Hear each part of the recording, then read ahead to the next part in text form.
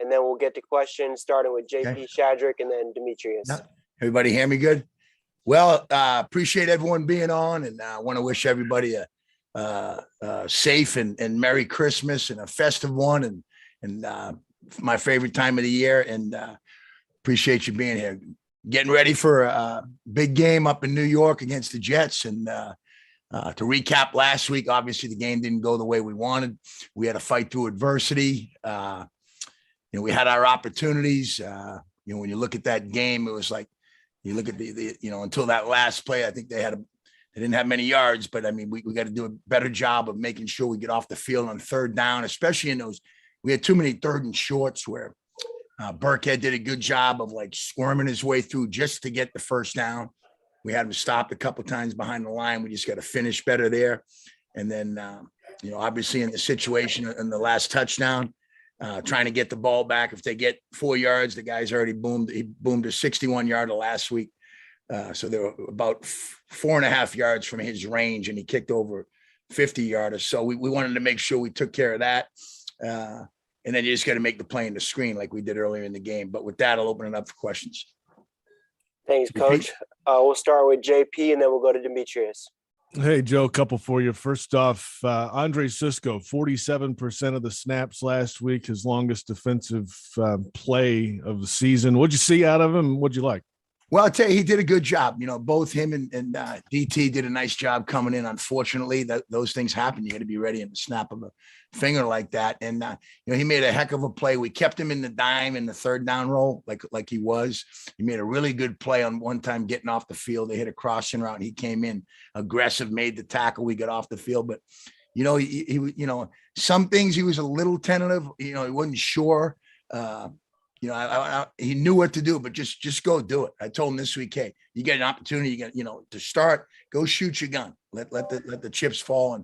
And I think you're going to see some good things. I mean, I think he's got the athleticism, the speed, and it's his opportunity now really to showcase that he can be a starter in the league.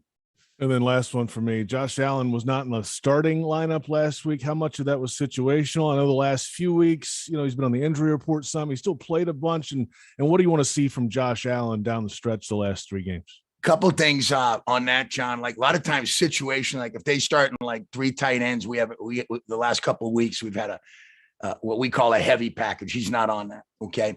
And then we had a big base. He's not on that. So it's just a situational deal. Josh is a starter. I mean, I've been in situations where, sometimes when a guy has a long streak, hey, coach, my 200th game, you're going out there no matter what. But just situational. He went in on the very next play, and like to see him get back to the form when we were really dominant in that middle phase when we Seattle, followed up by the Buffalo and then the Indy. Those were his 3 best games in consecutive fashion. Like to see him finish like that. Thank you, Joe. Appreciate it. Thanks, JP. We'll go to Demetrius Harvey and then John Osher. Hey, Coach. Miles Jack hasn't really been able to practice over the past several weeks. How have you seen him sort of deal with that, and how have you assessed his play over the last few weeks? Well, I'll tell you, Miles, if you go way back to when he was drafted, I mean, everybody loved him. The injury that he had, I mean, that's a significant injury. And I just think it's been great the way he's been able to play and play full speed this long. I mean, and sometimes you have to, the veteran that he is, you get the wear and tear on that knee now in these last few weeks. We're trying to save that pain from him. And we're just doing the direction of our trainer. And he gets every rep in the walkthrough. He's wired in. And I think he's played well. Obviously he'd like to play better, would like to see him play better, but I think he's played well. You look at the Tennessee game, he was physical, he was dominant. So, I mean, there's certain things he can do better. And we're looking for him to improve on those things the last 3 weeks. Hey, Coach, how impressed have you been with Smoot's consistency this year, and what has he brought you? Great point, John. He's really been Mr. Reliable. If you want to see, he's not the fastest guy. He's not the quickest guy off the edge. One of the things he does, he plays the run well. He's going to beat the tackle. He knows how to rush. He has a feel how to rush, not down the middle. He can beat him with quickness. Then he can beat him with power. I think he's had his best year, I followed him really closely. I went and spent a couple days up in Illinois working him out. We really liked him when I was at Baltimore, but I think he's really been consistent, and he's on the verge, really, if he finishes strong in these next 3 games, where he could have one help us to a victory. That's the most important thing, but him as in a personal note, having career best in everything. So he's played really well and consistent. And that's the biggest thing. There's 17 of these things, and some guys are going to be so fired up for one. It's really hard for 17 games to have that emotional high and your physical, the physicality and the bruises and the bumps. And he's practiced every day, and he's the same guy every day in the meeting. And that's what I love about him, and on the field on Sunday. Thanks, John. Thank you, John. We'll go to Mark Long, and that's all we have for now. So if anyone has a question, just feel free to raise your hand or text me. Hey, Joe. Hey, Mark. A couple of things. Quincy Williams, it didn't work out here, but what did you like about him? And was it all just the fact that he didn't play a lot of special teams? Well, you go back. I mean, I remember when we brought Quincy up on a visit when we were in Baltimore. He's fast. He's explosive. Does a lot of things really well. Certain schemes suit him well. Obviously, special teams, when you look at that 3rd and 4th linebacker, really, really factor in. So, I'm happy for him. He's doing well, and certain situations over there, we've kind of followed them in certain games, and you see him. But I always liked him, and I thought he was fast and explosive, and he could hit. And then 3rd down was a little bit of an issue last week. I think 10 of 18. How much of that was the Texans, Cully knowing you a little bit versus, or the fact that it's week 15 and you've put it all out there at this point? Well, I think, when you look at earlier, I said, like, we had too many 3rd and 1s. So we had like 3 3rd and 1s where, 2 of them, we had Rex stop behind the line of scrimmage, and we got to get more people to the party where now he's not squirming or turning or twisting. So they converted 3 of those. And there was a couple of those intermediate ones where they just got the ball through the windows, and we just got to do a better job with that. Thank you, Mark. Thanks, we'll go to John Reed, and then we'll finish up with Demetrius Harvey. How you doing, Coach? Hey, John, Merry Christmas. Hey, Merry Christmas to you. From reviewing the game tape of the Jets, what stands out to you about Zach Wilson and their offense? Well, I'll tell you what they've done a great job of. I mean, Zach's an athlete now. He gets out of pressure. He gets out of trouble. He can move. He can run. They've done a great job in their scheme in terms of the last couple of weeks coming out of the gate, marching right down the field, trick plays like you've never seen now, double passes, throw back to the quarterback. We're going to have the ends on alert. When they're in the gun. Now that guy's an eligible receiver. They did that down in the red zone. So they did a really good job. Really, they caught Miami kind of a little bit off balance with those.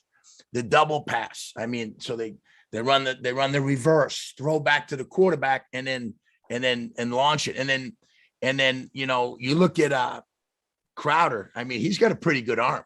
They're in a 3rd and 15. They throw the ball out, and then they throw it back to him, and then bang, he throws it. So I mean, it's double passes on 3rd and 15 where they convert it. So we got to really have to be on our rules, on our details early, because they jumped out 10-0 on Miami, and that really got them off balance. And through the course of the season, the one thing, Zach said, he's got the strength, he's got the arm strength, he can make all the throws. One of the things, like with a rookie, you'd like to cloud the windows, and he's thrown into some tight windows, and people were able to either through tips or just going and attacking the ball, getting the ball. So that's the big thing. I mean, we got to knock the run out. They got 3 good backs. They really do. When you look at Coleman, he's a veteran. When you look at Carter, the rookie, and then Johnson, they run the ball well. And then the offensive line is scrapping. They do a good job getting a hat on a hat. So biggest thing is weathering that first drive, making sure we're off the field. That was when you look at the other, last week, woulda, coulda, shoulda, but we have a 3 and out, and then you have a penalty. I mean, a dreadful penalty that you can't have. You're 3 and out. Going to get the ball for the offense. They're probably going to go down and the way they were driving the first couple of drives, maybe score, and then it's a whole different game. So we just got to make sure we start fast and no balls over our head and no trick plays hurting us. And just a quick follow-up. How impactful it is that you don't have Jenkins in the secondary, and how do you overcome not having Rayshon? Well, I mean, Rayshon's, I mean, he's a guy it's this league is a next man up league. His injuries all over the place. You know, I mean, that's it. It's just, you'd love to have him, but we don't. He was hurt. And, you know, would love to have Ray J. He's been a great leader back there. He plays physical, he plays hard. But again, it's a next man up and an unbelievable opportunity for Cisco and DT. And they did a good job going in, just like they did at San Francisco. But now really to take the bull by the horns and go secure that position. Thank you, Coach. Thanks, John. And it sounds like John took Demetrius' question, so you're all good, Coach. Well, I appreciate everybody and have a safe and Merry Christmas. And go Jags. Let's go. Thank you, Coach. Yep. Thank you.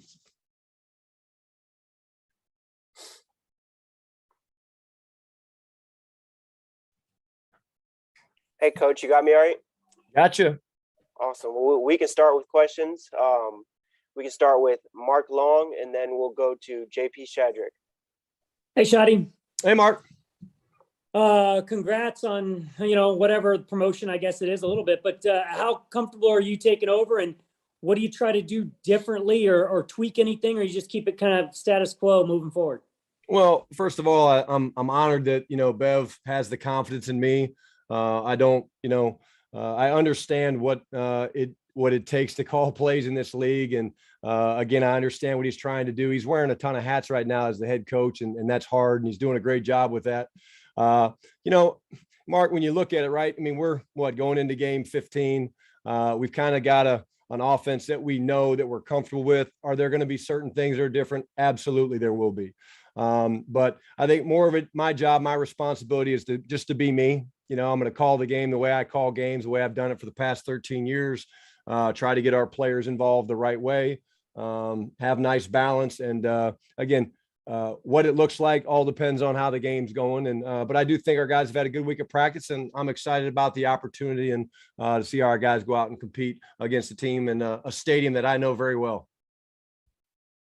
I think it was unsettled whether or not you were going to be on the field or upstairs. What'd you decide?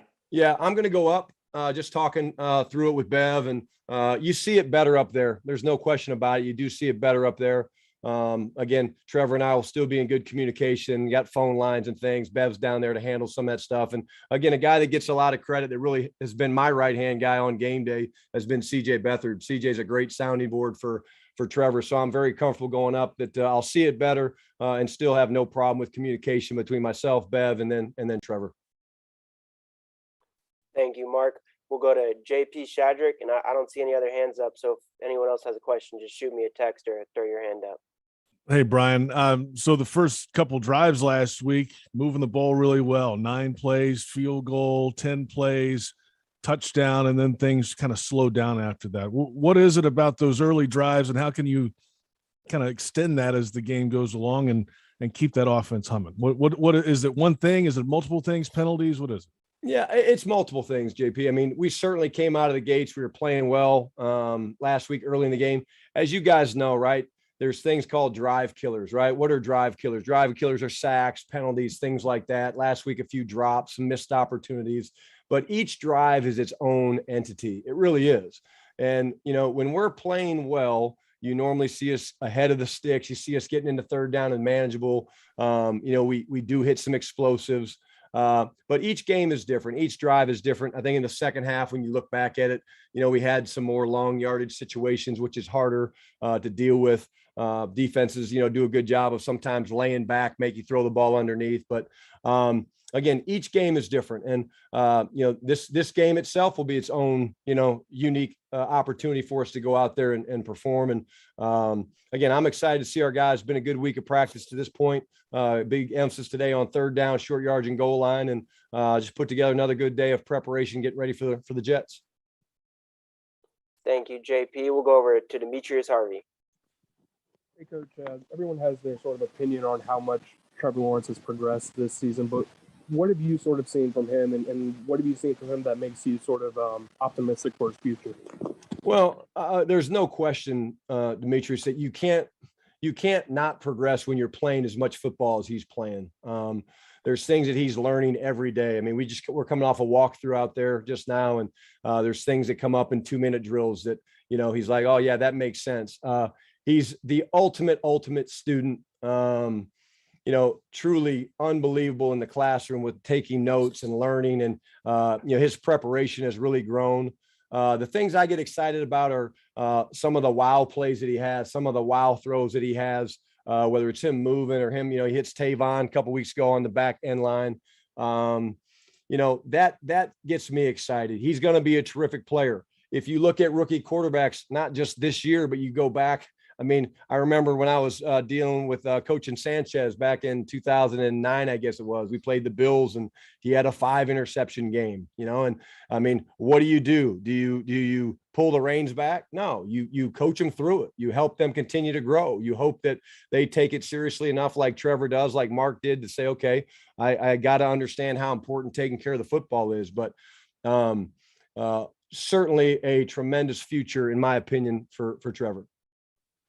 Have you been sort of impressed by what he's been able to do with all the distractions, the drama, and everything sort of surrounding him just during his rookie season?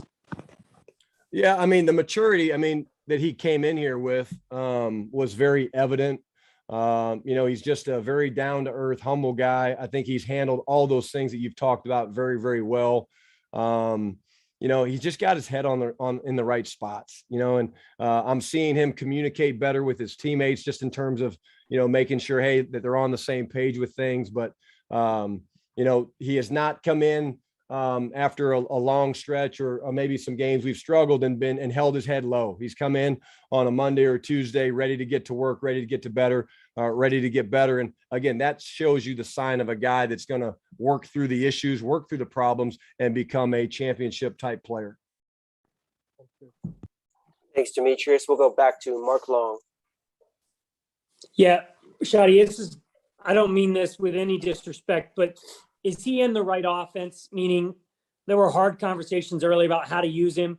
If you had to do it over again, is this what you would do with him? Exactly what you guys have done, or would you tweak some things? What do you see his future as a quarterback? And not in terms of greatness, but in terms of, maybe some of the tweaks to the offense that you would do if you were with him another year.